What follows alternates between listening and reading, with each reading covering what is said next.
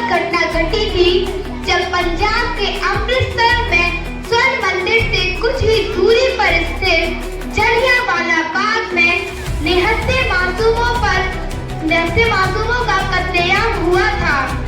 अंग्रेजों ने निहत्थे भारतीयों पर अंधाधुंध गोलियां चलाई थी। इस घटना को अमृतसर हत्याकांड के रूप में जाना जाता है।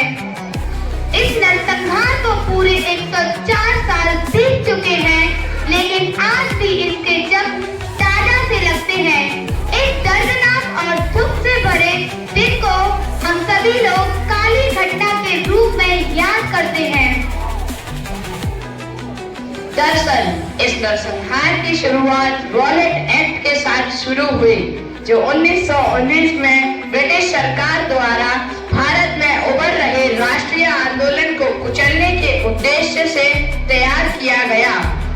इस एक्ट को जलियांवाला बाग की घटना से एक माह पूर्व 8 मार्च को ब्रिटिश हुकूमत ने पारित किया था। इस अधिनियम को लेकर पंजाब सहित पूरे भारत देश में विरोध शुरू हुआ। विरोध प्रदर्शन के लिए अमृतसर में जलियांवाला बाग में प्रदर्शनकारियों का एक समूह इकट्ठा हुआ। ये एक सार्वजनिक पार्क था जहां रॉलेट एक्ट के खिलाफ शांति से विरोध किया जा रहा था। इस विरोध प्रदर्शन में पुरुष महिलाओं के साथ बच्चे भी मौजूद थे। तभी जनरल लेफ्टिनेंट डायर बाग में अपने सैनिकों के साथ प्रवेश हुए। एकमात्र निकासी द्वार को बंद कर दिया। इसके बाद डायर ने सैनिकों को वहां मौजूद नित्य लोगों पर अंधाधुंध गोलियां चलाने का आदेश दे दिया कि ये गोलियां बारूद तब तक जारी नहीं कि तब तक सैनिकों के गोलाबार खत्म नहीं हो गए थे। इस घटना के कितने लोग शहीद हुए इसका आज तक पता नहीं, लेकिन माना जाता है 400 से 1000 लोग शहीद हुए और 1200 से अधिक लोग घायल हुए। इसके जरिए ब्रिटिश सरकार को भारतीयों को बिना किसी मुकदमे के 2 साल तक जेल में बंद करने का अधिकार मिल गया था। इस कानून के तहत अपराधी को उसके खिलाफ मुकदमा दर्ज करने वाले का नाम जानने का अधिकार समाप्त कर दिया गया था। राजद्रोह के मुकदमे की सुनवाई के लिए एक अलग न्यायालय स्थापित किया गया था, जिसमें जजों को बिना जूरी की सहायता से सुनवाई करने का अधिकार मिल गया था। मुकदमे के फैसले के बाद किसी उच्च न्यायालय में अपील करने का अधिकार नहीं था।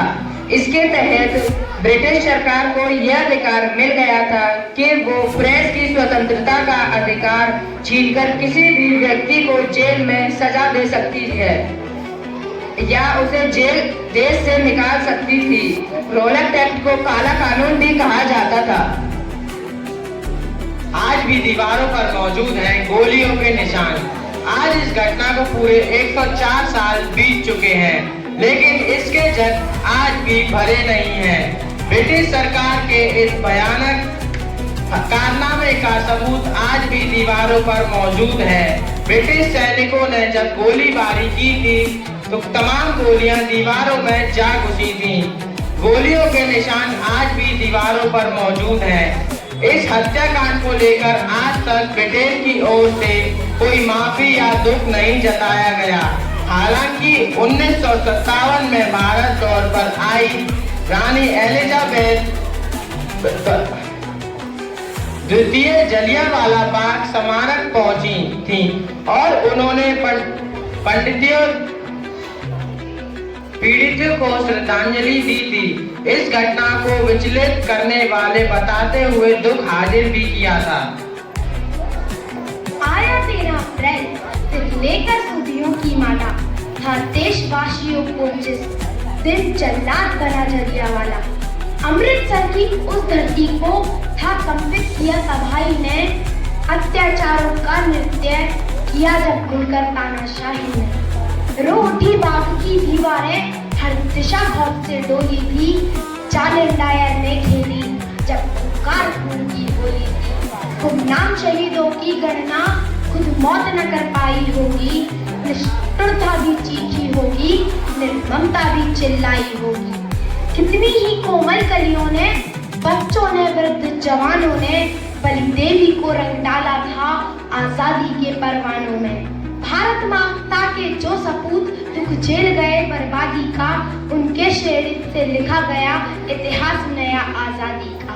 उनके शेरित से लिखा गया इतिहास नया आजादी का।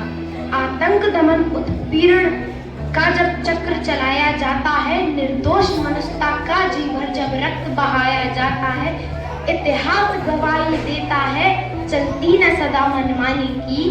इतिहास गवाही देता है चलती न सदा मनमानी की। परिवर्तन आकर ही रहता रंग लाती हर कुर्बानी है।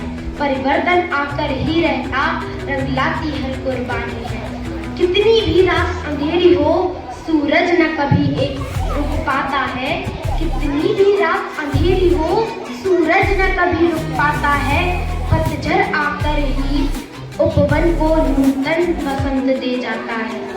गुलजार हुआ जिनके दम से गुलशन अपनी उम्मीदों का, श्रद्धा सुमनों से बार बार वंदन उन अमर शहीदों का। श्रद्धा सुमनों से बार बार वंदन उन अमर शहीदों का। धन्यवाद।